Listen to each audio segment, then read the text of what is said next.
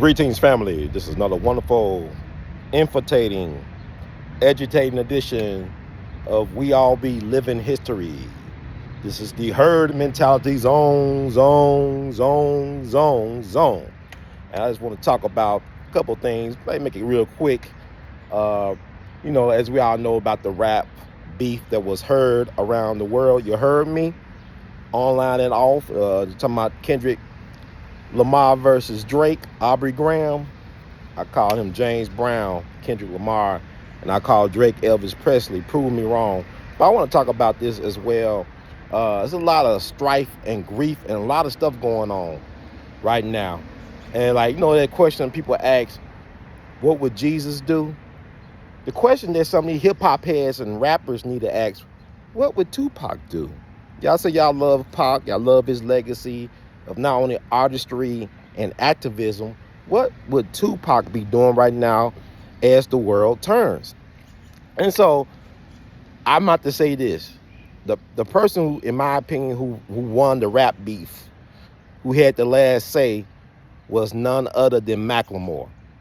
The same Macklemore, the white dude rapper from Seattle, Washington, that bested Kendrick Lamar in a lot of controversy with the Grammys. He won Best Rap Album among 3 other Grammys as well. And people thought that Kendrick Lamar should have won maybe Best Rap Album. He had a classic. You all know the classic, right? It had Drake on there too. But anyway, a lot of people thought he should have won Best New Artist as well as Rap Album of the Year. Macklemore won it, but I'll tell you what, I got more respect for Macklemore now because of his release of this latest single called Hines Hall in honor of a young Palestinian child who was unalived by Israel. So he named it Hines Hall in honor of her. But also, I believe they renamed Hamilton Hall at Columbia University Hines Hall, the student protesters. Because we feel like we're back in the 1960s all over again in terms of student protests. But I'm telling people we feel like the 1930s. But I'm saying that I believe that Macklemore won the battle because if you look at it like that way, because he's actually honoring in his own way America's tradition of the protest song in popular music. He's not the first, he won't be the last, but same time though, Drake is still winning, y'all. He stays scheming, he's still winning. Kendrick, he got the most stream listens in one day for a hip-hop song, but Drake held that record. And then he had to, rap about Drake to overcome Drake. Metro Boomin released that beat, BBL Drizzy. A lot of people that's the beat that launched 1,000 or 1,000,000 songs. So it really Drake versus everybody, but Drake is still winning because from my understanding, Drake is winning a long-term game. It won't be surprising that Drake will be a billionaire, perhaps a multi-billionaire in the very near future, because my understanding, Drake has a $400 million 360 deal with Universal. That's Lucian Grange organization. And Drake also have a connection to this Gamma, this multi-platform entertainment juggernaut that Larry Jackson runs. Larry Jackson was the former exec over Apple Music. And then he started Gamma last year. They say Drake got connections to that. Drake doing TV producing with that TV show Euphoria, where Kendrick been accusing Drake of being into the PDF files or Pedialyte. But anyway, y'all think about that. So I think they were saying that Kendrick was used as a way to attack Drake because a lot of artists are feeling disrespected by Drake and his alliances in the business that is allowing him to prosper in unimagined ways for these other rappers and artists. Drake basically did almost like a Eazy-E Jerry Heller deal where he was taken care of and the artist was left in the dust. But this is not nothing on Drake, because like I said, people think Drake lost. No, he's winning, because they letting he's winning financially.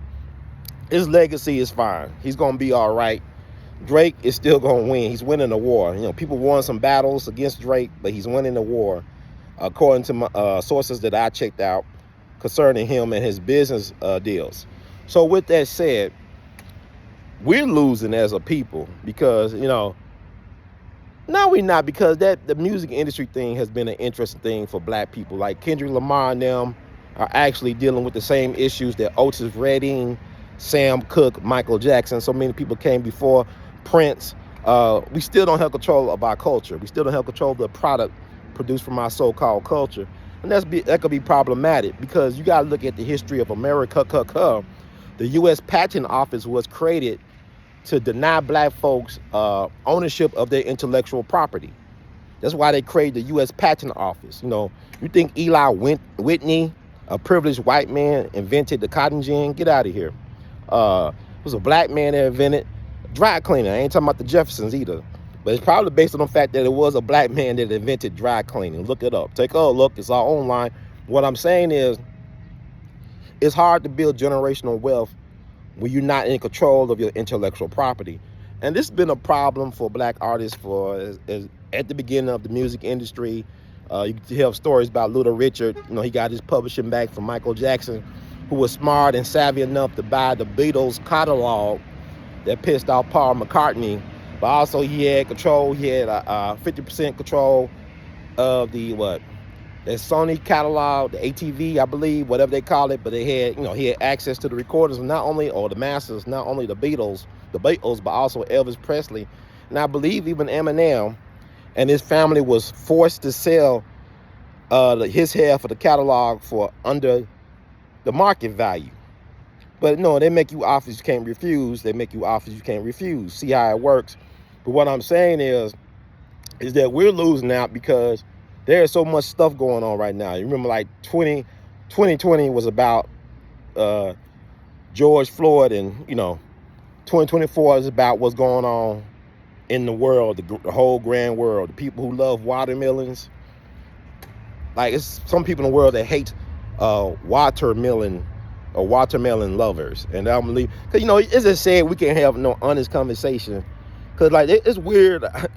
I be on these platforms, they try kicking me out before I get started, man. I be seeing people blowing up, but it's funny how that works because you got your select few that are allowed to get away with whatever, but you gotta see who's backing them. And like people talking about Club Shay Shay, I got respect for Shannon, but who does he work for? Now, if Brother Ron was able to do a Cat Williams, and don't be surprised if I do a Cat Williams interview, where I be allowed to blow up like a Shannon Sharp or Club Shay Shay. Okay, I got a history, but they try, these people with this stuff anyway. But Drake didn't lose nothing. He had everything to gain. Even he helped Kendrick up his game, which is a winner for everybody involved. But there's a bigger issue at play. But if you really want to honor Pac, you should be transparent, and also you should speak out. Don't be so quiet on issues that way. And I don't feel like it's fair to target black creatives to be the spokesperson for the race or for the human race, because they're entertainers, like Malcolm said years ago at Berkeley in that interview. They're puppets, trumpet players, singers, mascots, court jesters, stuff like that. So it shouldn't be on them. They do a lot of good in terms of bringing awareness in their own way, but I think I applaud Macklemore for really taking the courage to be out there, because what he did with that Hines Hall, it's like I listened to it and I respect it. I liked it off the bat. I saw the video he did for it, but it reminds me of what Picasso did with Guernica, his painting about the Spanish Civil War. Picasso did this amazing painting called Guernica to talk about the strife in his homeland. So I compare what he did with Guernica to what Macklemore did with Hines Hall. And really, Macklemore's kind of like Bob Dylan in a way, when he wrote a song that really impressed the mind of Sam Cooke. He said, what a black man or a black person should have wrote that song.